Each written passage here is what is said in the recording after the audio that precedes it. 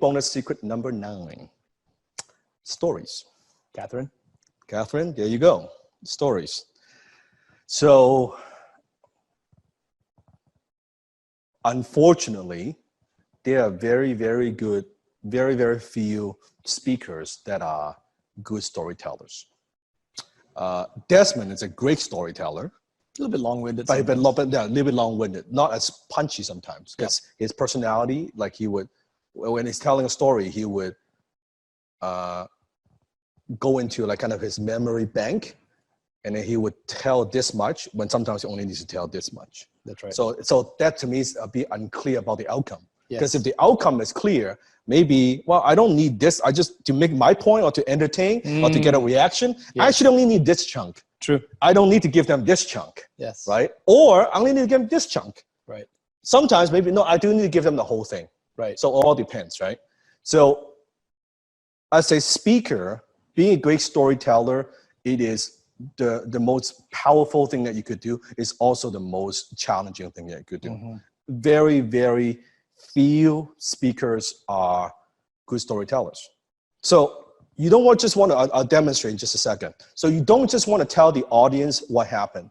For most, if you are watching this, you're participating to a nice class, most you would tell the audience what happened.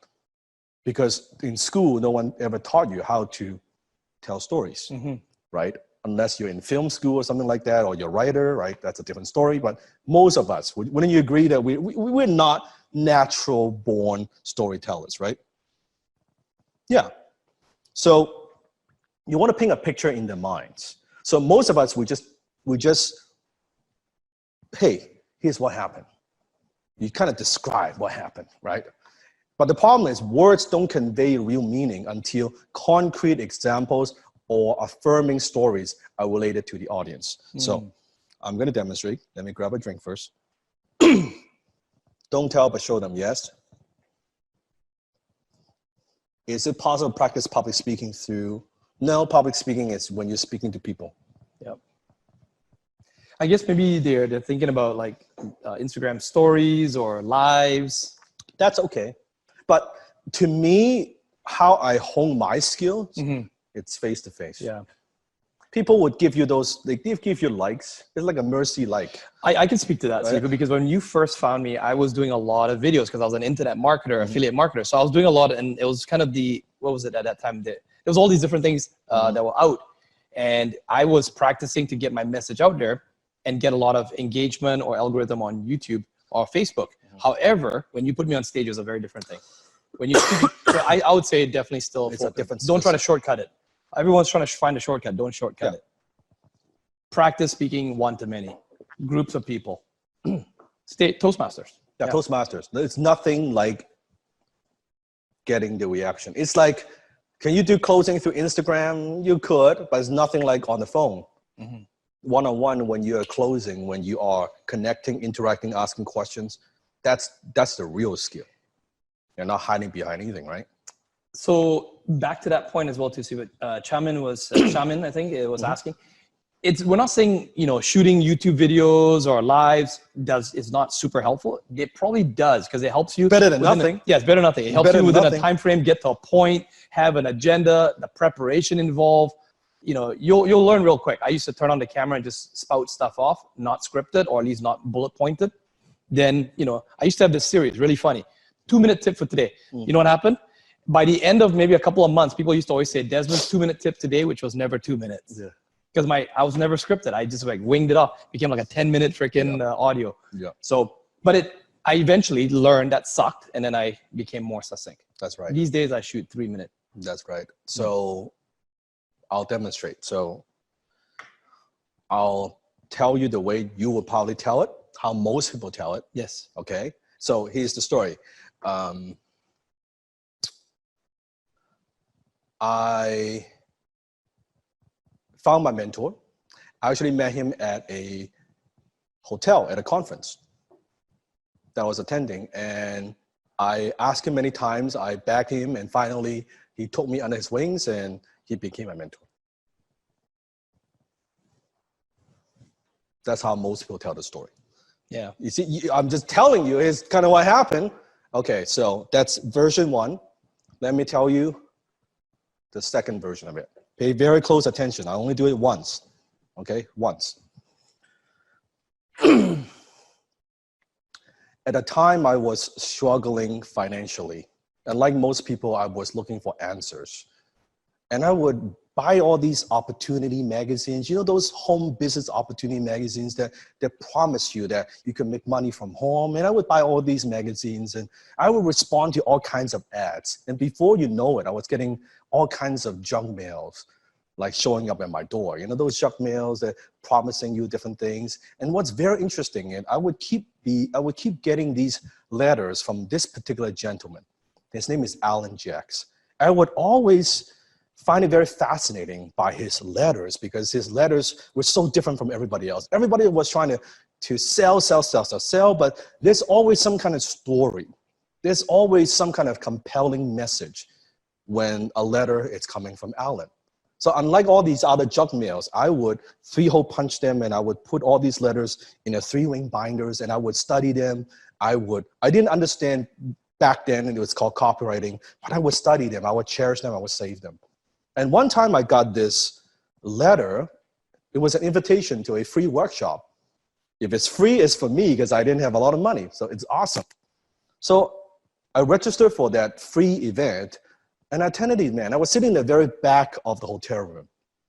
And I was sitting in the very back of the hotel and there was a speaker that's presenting. And I was looking at the speaker and suddenly I saw a gentleman sitting next to me and I saw his name tag. And I looked at the speaker, I looked at him, I looked at the speaker, I looked at him. And I said to myself, no fucking way. I looked at the speaker, I looked at him and said, no, it can't be. It cannot be. It says Alan Jacks.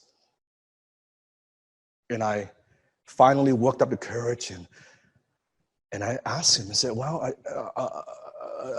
are you Mr. Alan Jacks? He said, yes. And I said, oh my God. I was yelling on top of my lungs. It was too loud. The speaker told me to shut up. I was excited. I was like a fanboy. I was telling Alan, I said, Alan, I am a huge fan of your work. I love what you do. And Alan thought, well, you know, he thought I was talking about the event. I said, no. It's not the event. I love your letters. I love your marketing. Like I would save them. I would put them in 3-ring binders. I would put them on my shelf. I would read every letter. Remember the letter you talk about this and this and this? And he, first of all, he's a little bit shocked because I think no one ever compliment on his marketing, right? And this like Asian guy who's yelling and all excited, like what the hell is going on, right? The speaker wanted to kick me out because I was being too loud, just in the back of the room, distracting everybody else. I was so excited. But I was just like, this is crazy. What are the chances? And I asked him a question that forever changed my life. I asked him, I said, Alan, can I buy you lunch? He looked at me. He thought about it. And I'll always remember his reply. He said, what the hell I gotta eat? And went down to the restaurant and we sat down in the hotel. Now, at the time, I didn't have any money. I didn't have a lot of money. So I said to Alan, I said, I'm honored. I'm very happy. I'm grateful that you're taking the time. You're allowing me like to buy you lunch. You don't even know me that well. But I have to be completely upfront that I am just a young guy. I'm struggling. I don't have a lot of money.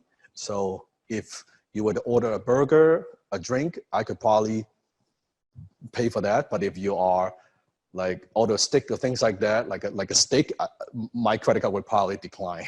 You probably wouldn't go through. And he would just laugh. He was laughing. It's like, he said, don't worry, Dan, you know, I'm not that hungry. So he just ordered a little drink. And afterwards, I asked him to be my mentor and he said no. I asked him to be my mentor, he said no. And I found out his address. Now, this is not legal, by the way. I'm not an advocate of this at all. But I found out his office, and I would kind of stalk him at his office.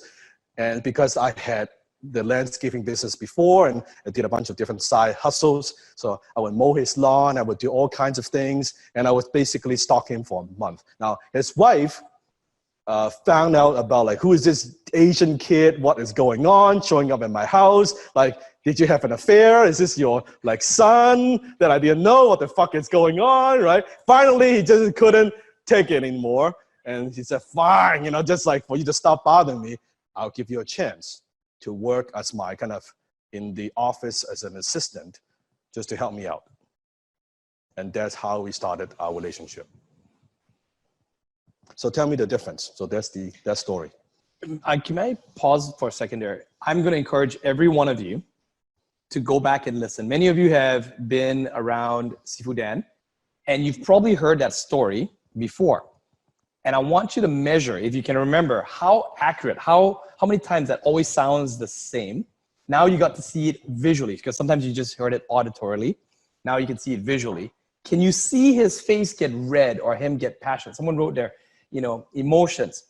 And literally break down all the things, the gesture, the hand, the way he made a joke about himself, everything that he broke down in that.